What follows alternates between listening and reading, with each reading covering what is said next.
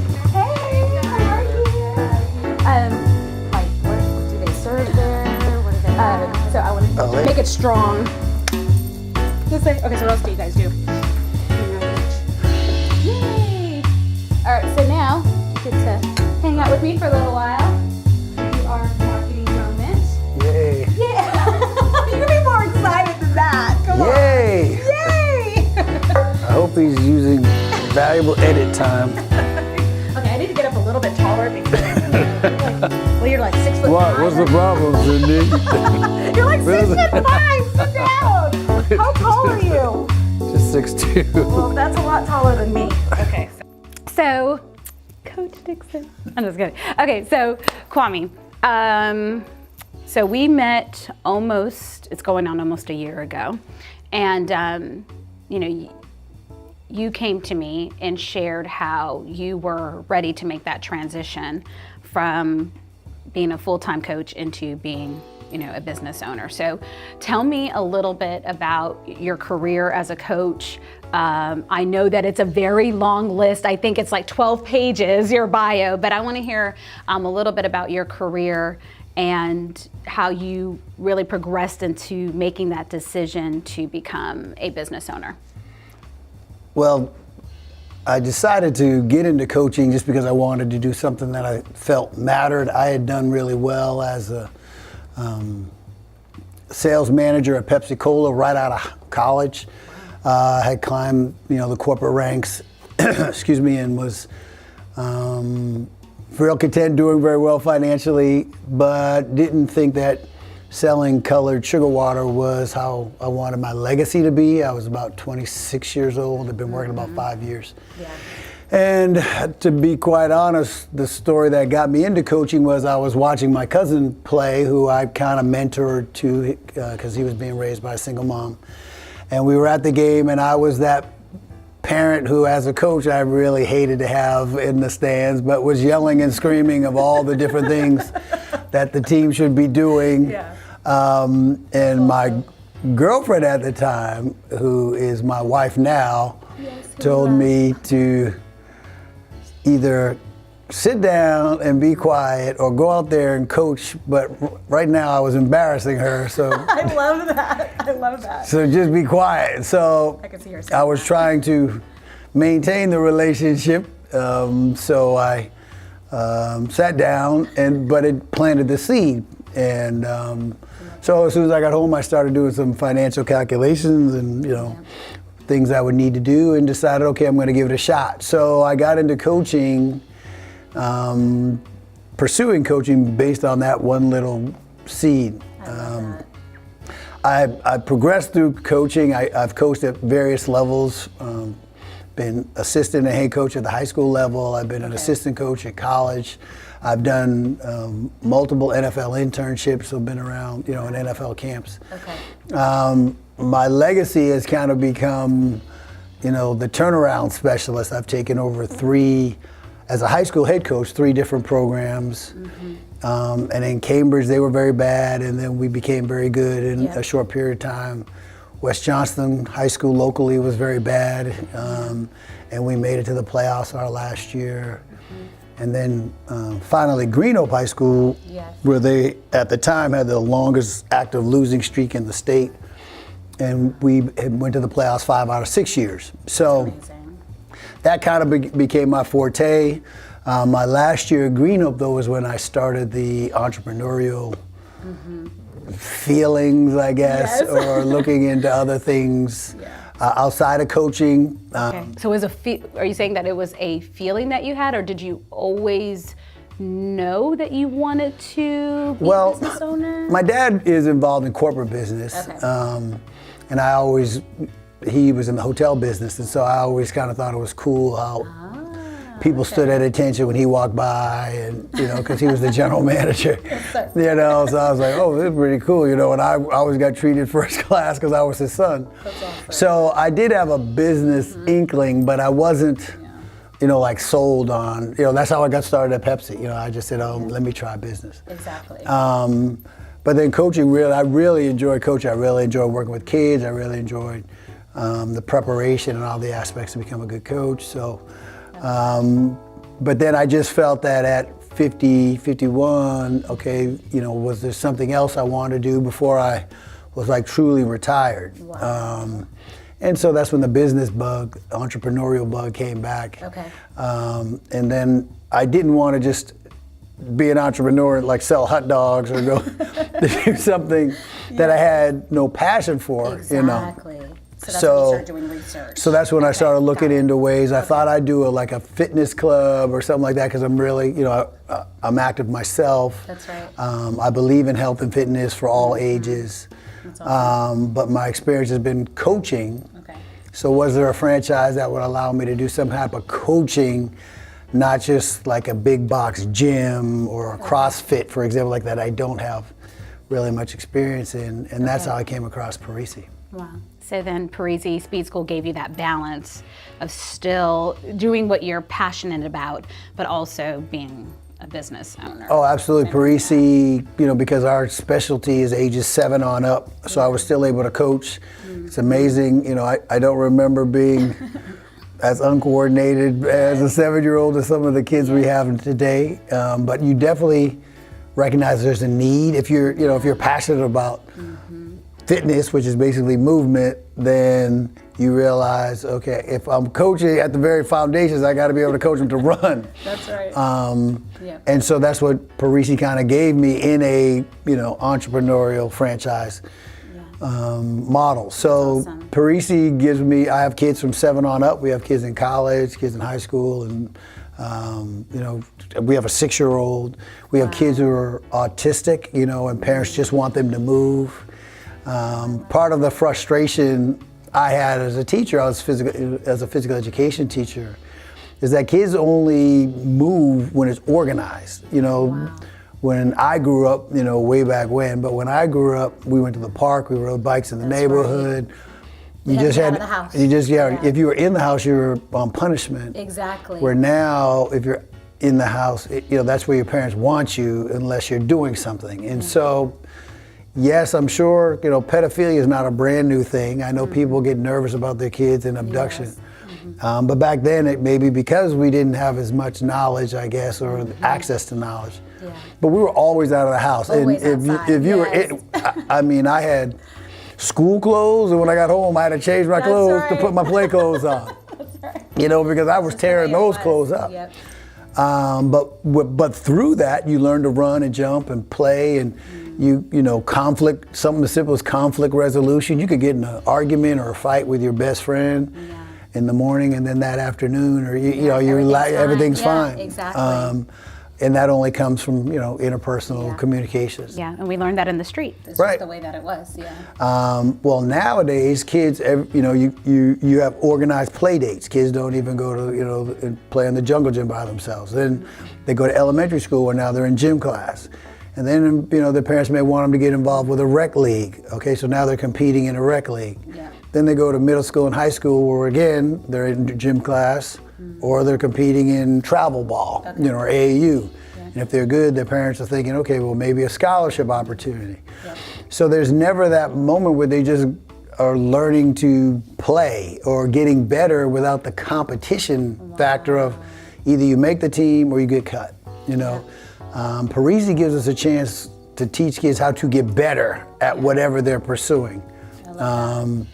Without the fear of, or some people embarrassment or shame, or kids put everything on social media, like, Johnny got cut here, he's striking out, Yes, yeah. And not all parents want their kids to be in that type of competition, but they want the kids to participate. So Exactly. Parisi gives our kids a chance to get better privately, so to speak, where everybody's encouraging of each other. I have high school and college students who are the best, or some of the best in the state, or scholarship-worthy athletes. And we have kids who really probably can't walk and chew gum at the same time. But the kids are encouraging each other. There's But no you're shame working in with that. each level. I think that's amazing. And and I never thought that I would get as much joy of coaching like my football team into a playoff game or a big win. I would never think that seeing somebody run without digging their toes in the ground for the first time after a month, or the smile on their face when they get what we're trying to teach. Yeah, that's huge. And then they see the result, because we do assessments, and they're just so excited, and they run, Dad, I lowered my score by, 0.01 seconds or whatever. That's really, I get really enthusiastic about that. I never thought I'm a hardcore football coach, win or nothing. Yes. But it has been, it's been great to be able to meld, so to speak, those two, athletics, and then also, financially doing a franchise into one business. Yeah, what I realized is that when you first decided to do this endeavor, it was just so interesting because everyone, as soon as you put it on social media, all the people just came out and they were like, Coach Dixon, this is awesome. This is perfect for you. We're so excited for you. And we just saw this abundance, I guess I can say, of love and admiration that people had for you. And I knew that it was there, but that's when we really saw it just take off as far as that admiration of, they really recognize what an amazing coach you are. And they just knew, he's going to be amazing at this because it's something that you're passionate about.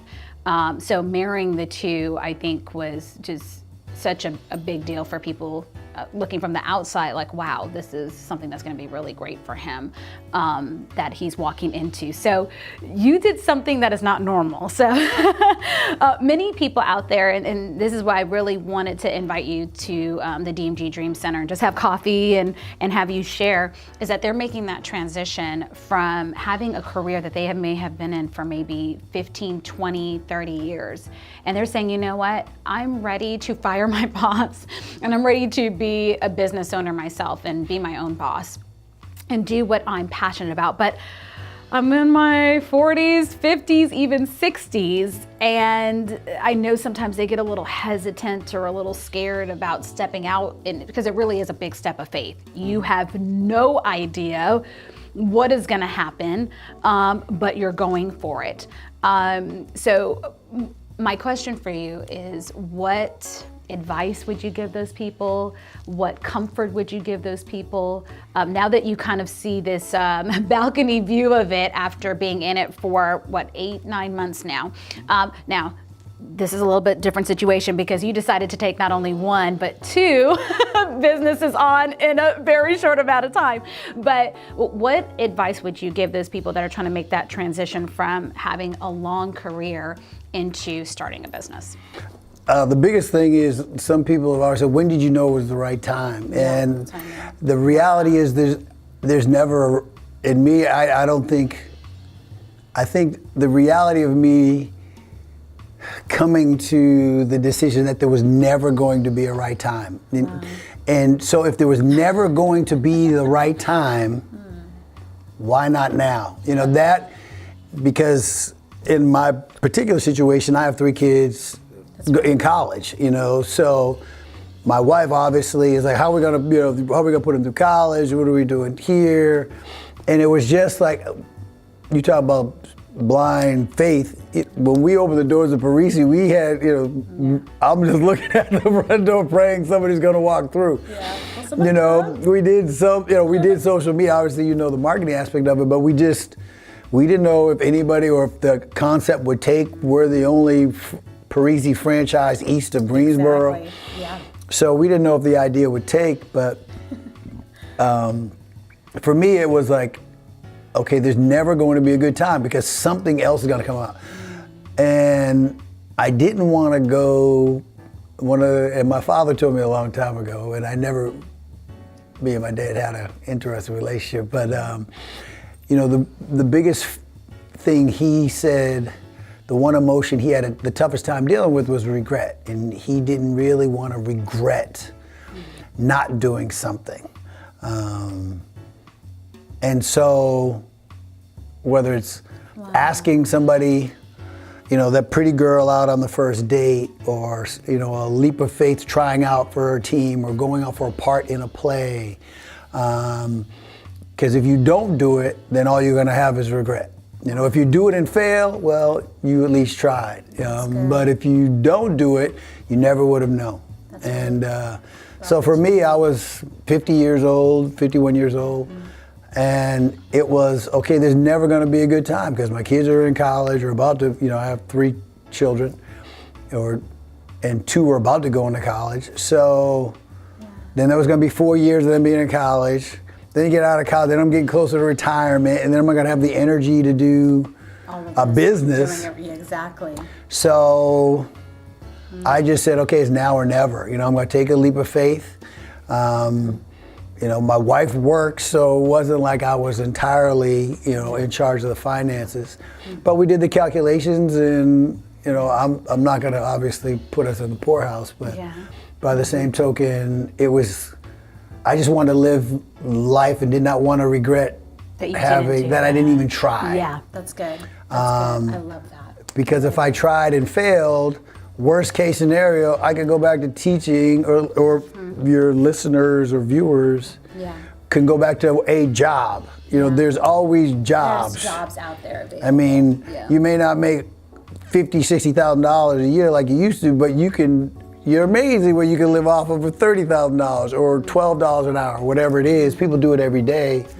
Exactly. So if I had to do that, and that wasn't in my wheelhouse, I wasn't thinking that way. Yeah. But if I did fail, I said the worst I could do is end up right back where I am. Whereas if I don't try, then all my life I could be, I'll be wondering, well, I should have. What should have happened? What could have happened Right. if I would have just seized the moment? Right, take the chance. Take the chance. That's good. So take the chance. That's what we want to tell people is take the chance. Go for it. It's so funny because I started Divine Marketing Group in 2009. We were in the middle of a recession. And so most people would look at that and say, that is not a good time to start a business. But I knew that, and I felt that I was supposed to do this.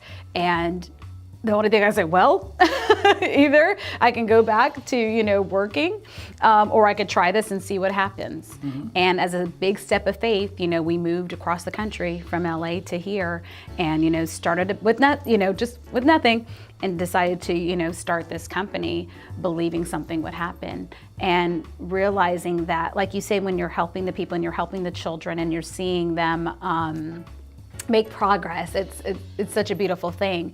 And our blessing is that we get to help people with their, their marketing and help them, as far as promoting their business so they can do what they're passionate about, whether they're a chef or if they're a coach or, whatever it is that they're passionate about. So I agree with you wholeheartedly that you have to seize the moment, you have to seize the opportunity, and you can't live in regret. You have to say that at least I tried, at least I went out and I did it, so I think that's like the best advice right there. I think the other thing for you as far as a challenge or maybe not a challenge for you is when you have to put yourself in that position as a boss now. Before maybe you were working for somebody or you were a coach, but of course there was a head of the establishment that you were working with. But now you're kind of you are the establishment, you are the boss, you already know, you have amazing leadership qualities, amazing leadership skills, but when you are now in that position, what are the challenges there, or how can people kind of overcome that when now they're managing a whole staff and running things from that? Well, a couple things for me. One, the business consumes you. If you want to be good at something, it's not going to happen within the 9 to 5 or 8 to 4 time frame that you've been brought up in. Yes.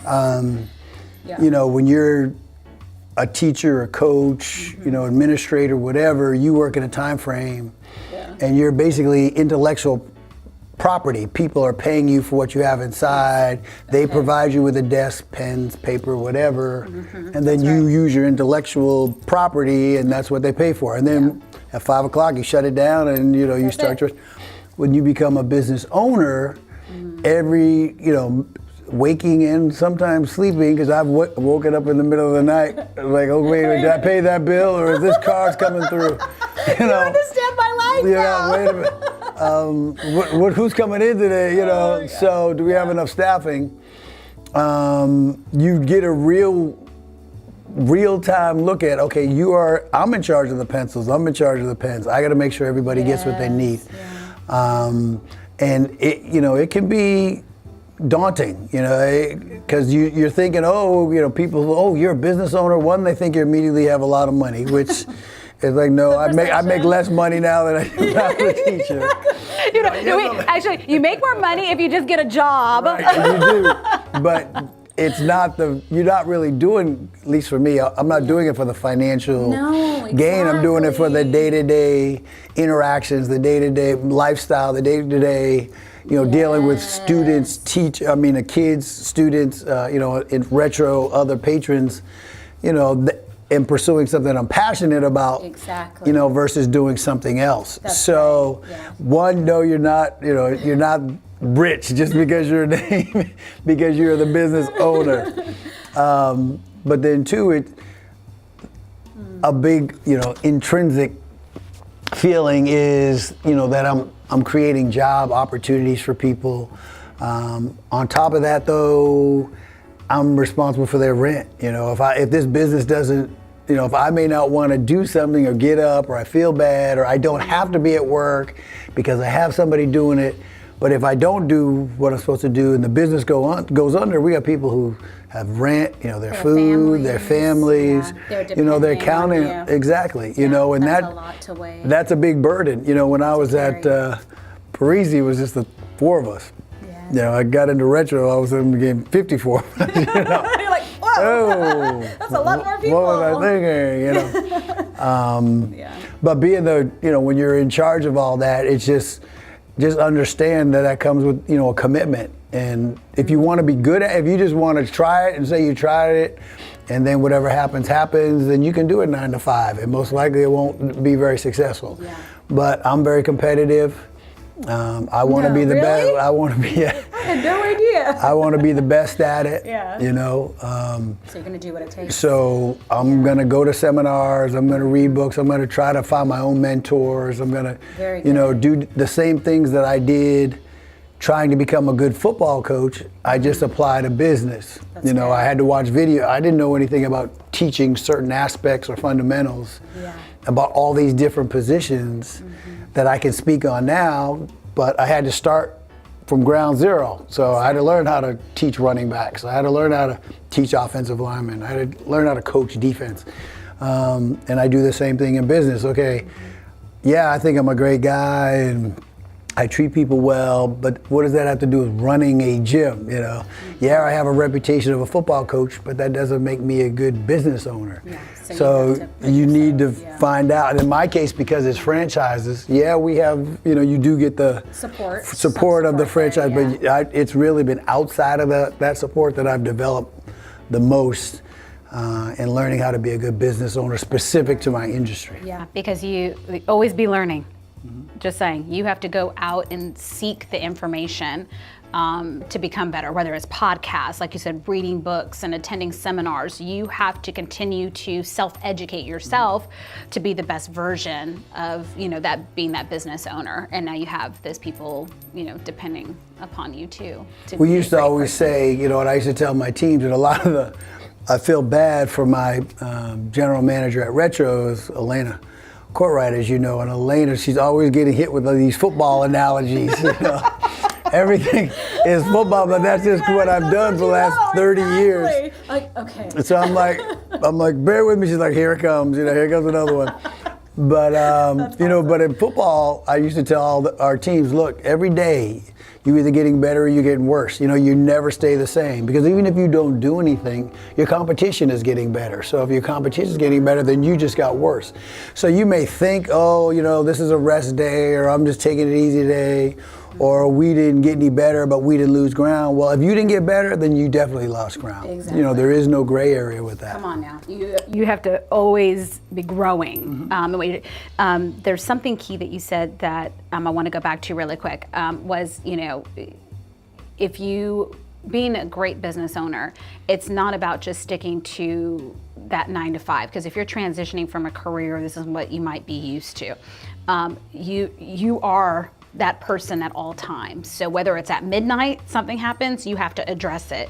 And trying to find that balance You know, I think the biggest thing for people is trying to find that balance between family, running a business.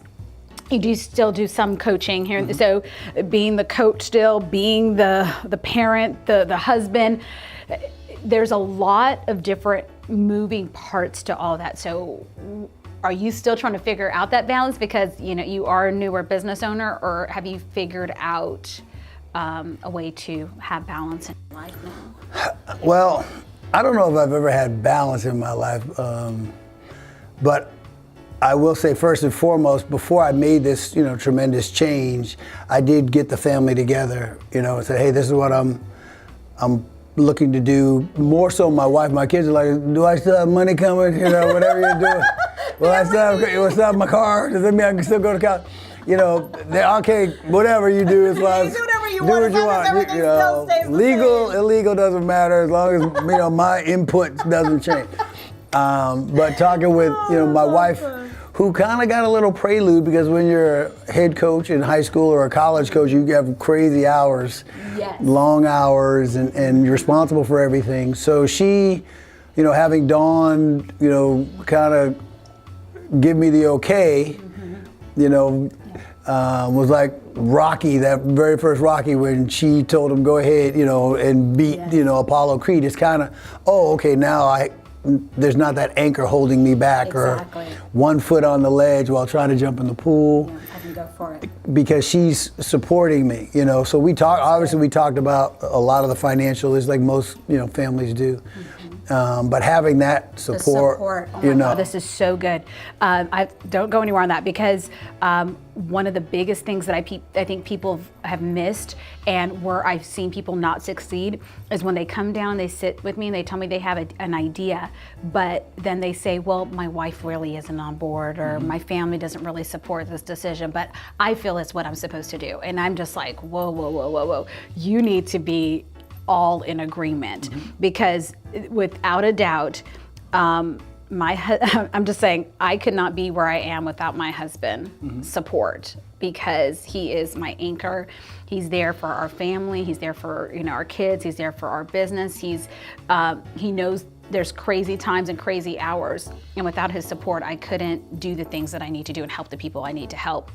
So I'm like, number one, go talk to your family, you know, just walk through all this process and make sure that you guys will be there to support one another throughout the course and throughout the roller coasters of being a business owner. So. Because there's, like we talked, either you're all in or you're all out. There's no, That's it. you can't be like, well, you go do your thing and whatever happens, happens. Your spouse can't say, well, whatever, you know, because if they aren't, you know, pushing you like, don't you need to get up? Aren't you supposed to take care of that? You know, there's days when I'm human, I'll get tired. Exactly. You know, if they're not, they're also pushing you to success, the old wind beneath your wings kind of thing, Encouraging then your business again is gonna fail. You can't, right. because when you do this, it is going to create change in your household. You know, your mind's not gonna be where it normally is at 6:05. You know, like, you know, during football season, my wife was always like, okay, I know it's football season, Yes. because you're acting this way, or I know you're lost because you're acting this way. You know, I know you're really, I mean, no matter what, you just get into that routine. That's right, yeah. And when you're a business owner, there's so many things you don't control, that it's hard to get into a routine. So your emotions, you know, fluctuate. And if you don't have somebody who's understanding of that, or somebody who can support you through, you know, the down times and, you know, ride the wave with you in the good times, then it's going to be very difficult. Either your business is going to suffer or your relationship's going to suffer. And I've seen that too. I've seen the business take over where they are in control. Friends of mine, they're the boss, and at home, she's the boss, and then they never get together on it, and eventually he's like, well, I'm just going to go where I'm comfortable being the boss. And, you know, loses out on his family situation. Yeah, you see that a lot. You see that So it's, you know, that was not a sacrifice I was willing to make. So again, in order to follow through with giving me the best chance for success, you know, it started at home. One of the things that I realized after, so we're hitting, Divine Marketing Group, we're hitting 9 years on July 7th. And the one thing that I realized like over this whole time was that I had to be intentional about the moments that I'm in. So if I'm here with you, I'm being intentional about engaging with you. If I'm, sitting down with the people I work with, I'm intentional in that moment. So being intentional in the place that I am. If I'm with my family, doing my best to just be intentional about spending time together. So literally when I go home, because I know that when I leave here that I'm gonna get about 25 to 30 emails an hour after I leave here, because that's what happens. So I literally have to take my phone, I hide it, and get my kids dinner, bathe, do all that, get them ready for bed, and then when that's done, I go back and I pick up my phone, and then there's the flood of emails and responses, and many times I have to stay up till midnight replying back and doing whatever I need to do as the business owner. So you're so right that things don't shut down, because literally, like I could be cooking and I'm going, oh, did I forget to turn that off at the office? Or, did I tell my assistant to do this? And so those things are kind of happening, but then I have to tell myself, okay, Cindy, can you be intentional just about cooking and getting food on the table? Because there's over here saying I'm hungry 250 times, So it's really being intentional about the moments that you're in when you're spending time with your spouse, or spending time with your family, or you're with your coworkers or with your manager, is being intentional about those moments and giving it your all. But I think you're right about the balance. I had a great friend of mine that used to say, Cindy, there's never a true balance in life. It's just like riding a bike, just knowing when you need to lean to the right and to the left. And I think if we all acknowledge that and know that we are constantly just need to know where we need to lean in what season, and we can communicate that with our families, because I will literally tell my husband, babe, this week is crazy. So I might just be a little bit spacey, and there's just, a little overwhelmed this week. If you could just help me and be supportive as far as with the kids and all. I communicate that with him, and that has been just one of the biggest hurdles we've been able to get over, because I was able to communicate exactly what is going on, keep them in the loop, keep them involved. And I think that if more families or more couples would keep each other involved in those aspects of their lives, there'll be more grace, because there has to be grace. As being a business owner, especially if you're not doing the business together. If one person is a business owner and one person's working, which is a part of my advice, is somebody has to have a job. One person, somebody has to have a job. But yeah, so that's until the business dictates that, okay, maybe they can come on board or whatever. Exactly. Yeah. But it definitely, alleviate some of the anxiety, if one person, no matter what, you're working for the government or has a steady job and doesn't have to worry about a paycheck. No, I appreciate you just taking the time to sit down with us and share a little bit. But is there any last thought or advice or anything you just want to share with people from your experience in this transition? Throughout my career, I've had to overcome fear, and not fear generated by anything other than internally. And I try to pass that on to my kids. It's great to, hey, you can do anything. And I think as parents, we always say, oh, you can be anything, you can do it. But what you really need to do is, or what I feel you need to do is teach your kids how to overcome fear, because fearless is reckless, and I don't want my kids to be fearless, but I do want them to be able to overcome fear when they are unsure, and to overcome and to feel confident about their decision. If you do not manage the fear, and that's probably the best word, manage your fear, to make it a motivator. It doesn't always have to be destructive, but it can certainly limit your opportunity if you are always fearful. So I would encourage, your viewers or listeners, if they're anything that they're, thinking about, you're only going to get one life. You don't want to go through, be 80 years old and regret, man, I shoulda, coulda, woulda. That's right. And the only thing when you look back on it, like most of us as we get older, we look back on some of the things we never even tried.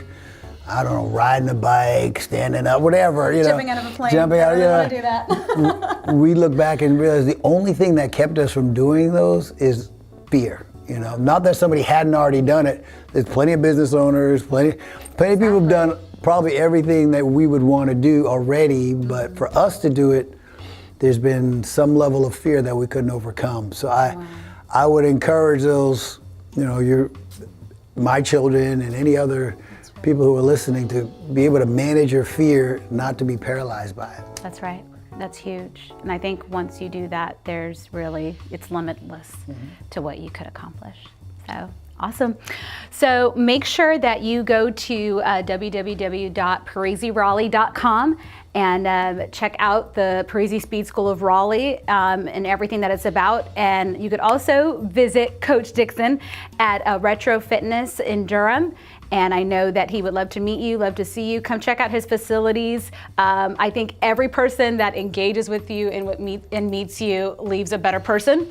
So I would recommend you stopping by and just seeing what he's doing and the success that he's having. Thanks for tuning in, and we can't wait to see you guys next time.